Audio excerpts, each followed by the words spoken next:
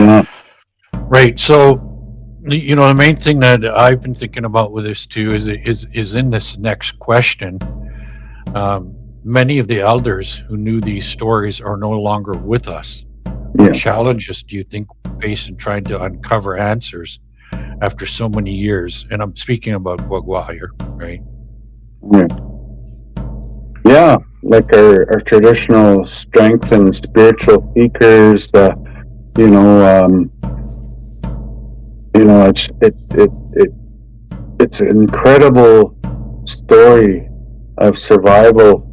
You know, when a lot of our elders would go to the land just to find themselves again, which was, key to survival, right?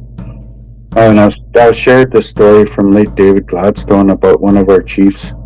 He just felt that our community was so, um, not lost, but so, um, so, um, how could I say the word? Not disturbed, but so upset. You know, Right. like with Right. different issues and impacts, that the one chief just wanted to get out into the land, and you know, some of these places hold spiritual connections, of importance to, our seekers, right? Our spiritual seekers, that we have to really look deep into our history, and our history of growth, and Right. what's going on with our society today. uh Right. just to visit that, as an example. Where are youth going today? They're actually, I don't mean to say it in this literal sense, but they're dying to get out. They're dying to Right. get out on the land. They've had enough of this disturbed, upset, impacts to our culture, to our community. Right. There's a frustration and a lack of growth that it becomes like a roadblock, a mental block. You know,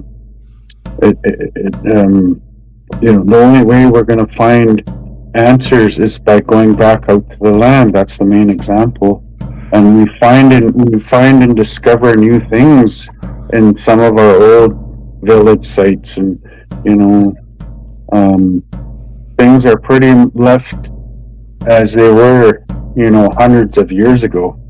Things are still on the beaches. Things are still in front of the old village sites. The old longhouses, and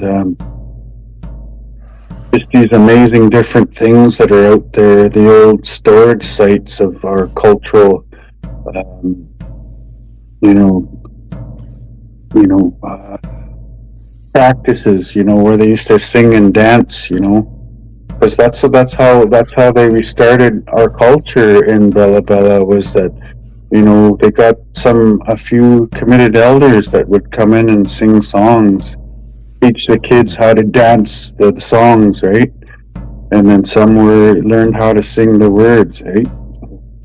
Really important reconnecting through song and dance and stories, right? So Right. that's what I'd like to share with you in your next experience, is like how that exactly that. That's what I was taught. What I was shown, and Right. that's why it stayed with me.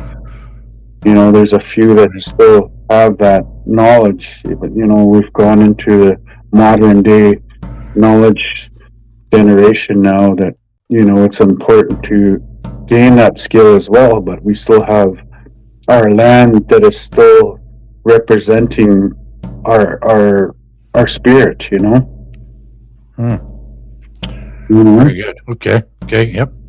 Um, I guess we're getting pretty much. Think we've covered everything.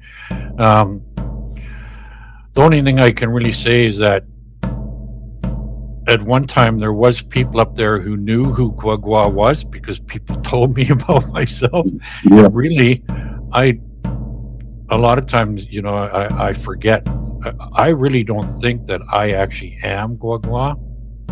What I think is that he's a part of me. Mm-hmm. It's kind of hard to understand, but that's why, like, I don't really know who I am. And that's really what this adventure is about, is to try to figure out who Guagua is.